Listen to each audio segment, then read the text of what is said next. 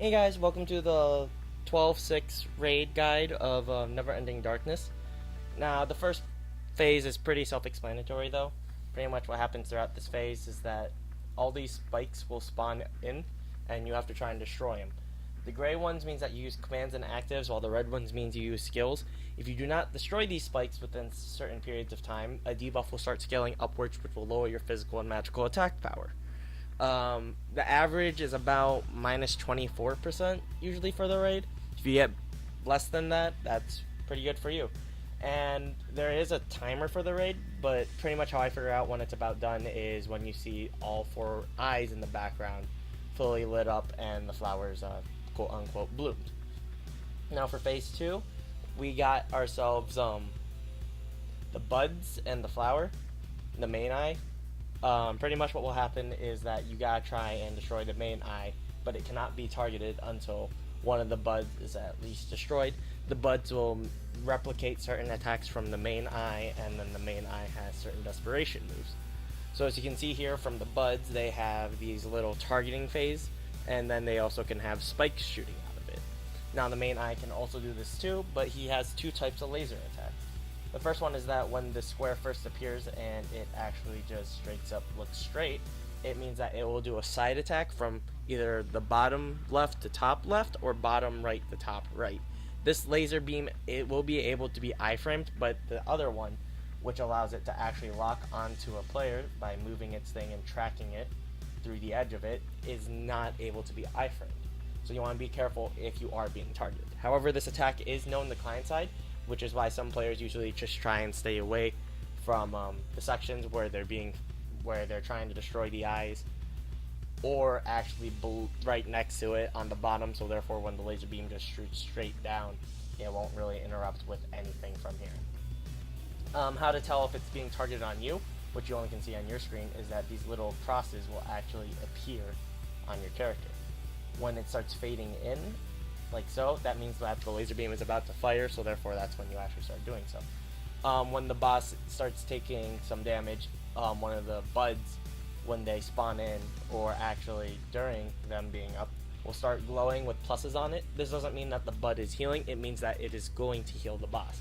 So when you see that, you want to call it out and have everyone on your team rush over there and try and destroy it.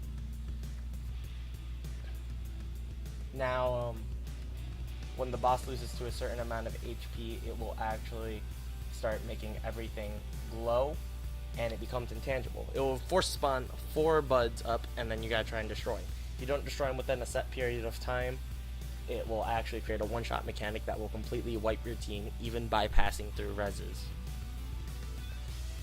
Now, a little bit about this boss is that only during its targeting laser, it really has purple frames. So therefore, when you see that it just gets out of that, start debuffing it and trying to do more damage. The best strategy is to have certain players go around and try and kill the eyes, while characters with good damage and good AoE attacks stay on the main flower. Therefore, they can get the damage out on both the eye and the bud. And then pretty much when this is completely done, then we are off to phase 3. Now phase 3, the eye starts becoming mobile, it teleports to 5 different spots, and it has 100 HP bars. So pretty much the boss can teleport into 4 spots. It can teleport top, left, right, bottom, and center. Although bottom and center look very similar for the height, if you see that there is room below it, that means that your character can run below it, meaning that it's going to do a specific attack. You can also judge it by this kind of platform on where it is lined up at. But pretty much what will happen is that the boss will actually transform into this thing right here. And what will happen is that the boss will actually spin along with the map, and you gotta try and dodge it. Some characters, such as Kotsaria, will have the advantage of actually just flying above and completely ignoring this, but to let you guys know, when the boss gets to 70 bars, it may stop halfway through a spin and start spinning the other way. It's usually before a full rotation, but that's pretty much how the spin rotate works. But anyway, let's talk more about the boss's attacks. He mimics the attacks of phase 2, such as the spikes out, which will have a lingering hitbox. However, if you iframe through it, you won't be able to get targeted by it. And then it also will have the targeting thing, which allows it to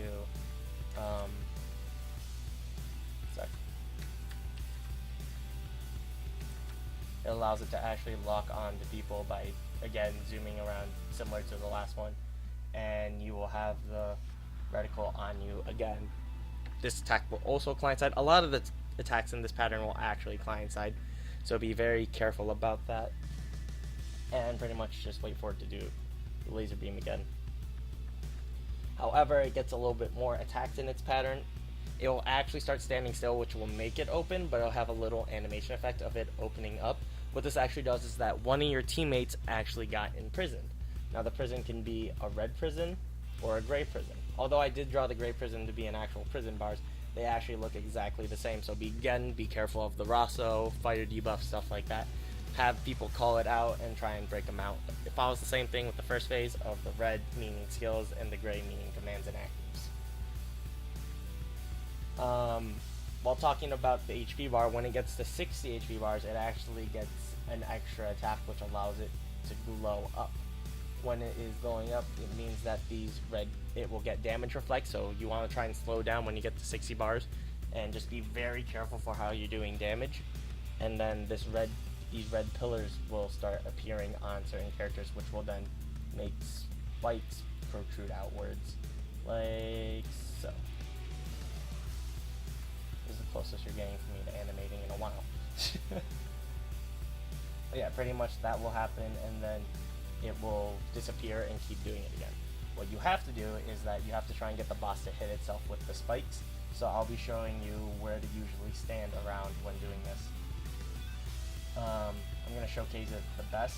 When the boss is on the top, you just want to be below it. So therefore the spikes can, I'll just make this easier for you. So the spikes can actually attack it like so. So if you stand in the center, it will hit the boss directly. If you want to try and optimize it and make it slightly faster, you want to get to the little bit of the left of the boss, so therefore it hits the left side, and then the right side of the boss, so it hits the right side. So pretty much if you see it like that, you can pretty much just have him go from left side to right side, try and dodge. The spikes will actually have a very short hitbox frame, so therefore as soon as the spikes are having the animation of breaking down, that you actually can get back to that spot. It doesn't linger as long. But yeah, pretty much to give you an idea of that, that's pretty much where you want to be. When the boss is down here, then you just go on top. You just go on top, left, right, like so, or center if you don't feel that confident. If now the sides get a little bit tricky. If it's on the left side, then you want to go hug the wall here, or basically be below it. I would recommend everyone just hugging the wall, because therefore if you stand right here, you can actually get 2 hits in. But again, it can be kind of scary, because like if you stand right here, it will be very close, and then you can just keep going back and forth. And then the boss can also be here, and pretty much you just do the same thing, go here, here, or here, and then just keep dodging. And that's pretty much, you repeat that. Usually it only does this for every attack rotation, so as soon as it does one of the spin patterns, you know that he'll do it again, so be a bit careful. Be careful of DOTs, be careful of lingering hitboxes, stuff like that. A little bit of tips: when you see the red or gray cages on teammates, what I usually do is have a petrify or water orbs and freeze the boss. Although it gets resistant immunity whenever it gets debuffed to that type of, resistant immunity for that type of debuff that you used on it, it technically can still keep getting debuffed. It just takes a while. So I don't know the exact time for it, but I know that when I throw a water orb and then someone else uses their freezing skill, it won't freeze. But yeah, if you wait a bit, it can be able to be frozen again. So that's why I would recommend both water and petrify, to try and make the durations longer, to have better intervals of either saving people or doing damage. Especially during the stun, for if you get it to hit itself with the pillars, pretty much the boss gets stunned, and therefore you are able to attack it for about 15 seconds. With water and petrifies in between there, that will stretch it out to be like 17 to 18 seconds, which in all honesty, take anything you get. But yeah, it's pretty much the patterns for 12-6. I hope this helped out, and good luck with your guys' raids.